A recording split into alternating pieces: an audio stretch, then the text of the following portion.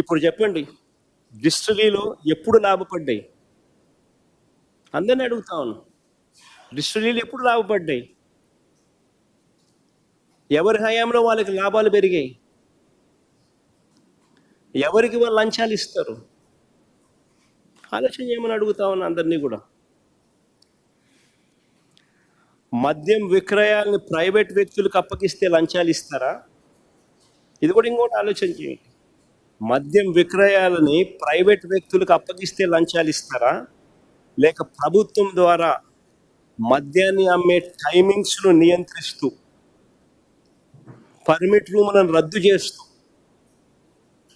43,000 belt షాపులను మూసేయిస్తూ, మద్యం దుకాణాలను 33% తగ్గిస్తూ నిర్ణయాలు తీసుకుంటే లంచాలు ఇస్తారు? ఆలోచన చేయమని అడుగుతా ఉన్నా. ఎవరికి లంచాలు ఇస్తారు?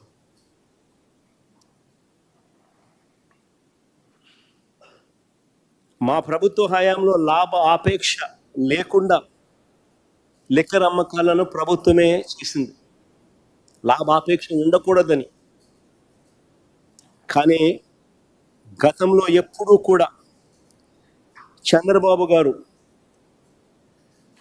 లిక్కర్ వ్యాపారం అంతా మొత్తం తన ప్రైవేట్ మాఫియా చేతిలో పెట్టి నడిపించాడు.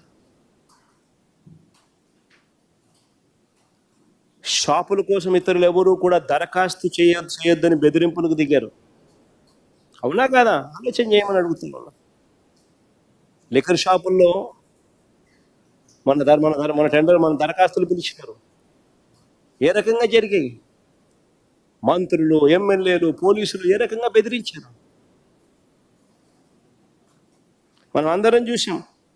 ఎవరు షాప్ పెట్టినా కానీ 30% కమిషన్ వాళ్ళకి ఇచ్చేలా గేమ్ ప్లాన్ చేశారు. ప్రతి లిక్కర్ షాప్కు పర్మిట్ రూమ్ పెట్టారు.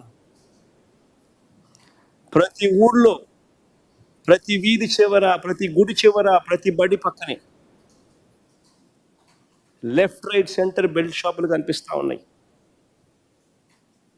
ఈ బెల్ట్ షాపులు, ఈ షాపులు ఏ టైంలో అయినా అందుబాటులో ఉన్నాయి.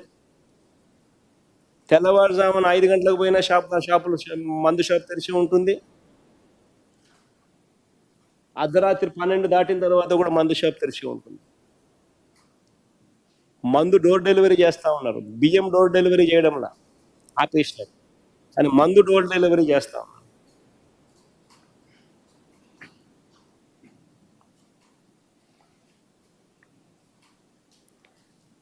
ఈ ప్రతి షాప్లో కూడా ఎంఆర్పి కన్నా కనీసం 20-30 రూపాయలకి ఎక్కువ రేటుకి అమ్ముతా ఉన్నారు. ప్రతి ఊళ్ళో చూసుకోండి, గుడి పక్కకి వెళ్ళండి, బడి పక్కకి వెళ్ళండి, వీధి చివరికి వెళ్ళండి, ఆ బెల్ట్ షాప్లో రేట్ ఎంత అని ఒకసారి చూసుకోండి. ఎంఆర్పి కన్నా 20 రూపాయల, 30 రూపాయల ఎంతకి ఎక్కువ అమ్ముతున్నారో మీరే చూసుకోండి.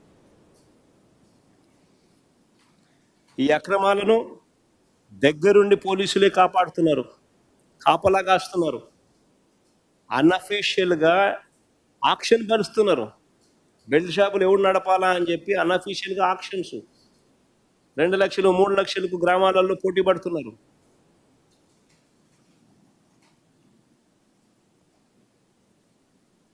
₹20, ₹30 ఎంఆర్పి కన్నా ఎక్కువ రేటుకి అమ్ముతున్నారు. దగ్గరుండి పోలీసులు అమ్మిస్తున్నారు. ఈ డబ్బంతా కింద నుంచి పై వరకు వీళ్ళే పంపకాలే. ఒకవైపున ఈ పంపకాలు ఇలా మాదిరిగానే పంపకాలు పంచుకోవడమే కాకుండా, ఏ లిక్కర్ కంపెనీ డిస్టిలరీకి మేలు చేయాలనో వారికి వీరే ప్రైవేట్ లిక్కర్ షాపుల సైన్యంతో వీళ్ళు ఇండెంట్ ప్లేస్ చేస్తారు. అంతా వీళ్ళ చేతుల్లోనే ఉన్నాయి షాపులు, వీళ్ళే ఇండెంట్ ప్లేస్ చేస్తారు. చంద్రబాబు నాయుడు ఏ డిస్టిలరీకి మేలు చేయాలనుకుంటాడో, ఎవరికి మేలు చేయాలనుకుంటాడో వాళ్ళ పేరు మీద వీళ్ళ ప్రైవేట్ సైన్యంతో ఇండెంట్ ప్లేస్ చేస్తారు. అలా వీళ్ళు ఇండెంట్ ప్లేస్ చేస్తే ఆ డిస్టిలరీ వాళ్ళకు ఎక్కువ మద్యం సప్లై చేసే పరిస్థితి వాళ్ళకు ఉంటుంది. ఇలాంటి పరిస్థితులు ఎక్కడైనా కూడా మా హయాంలో చూశారా అని అడుగుతా ఉన్నా.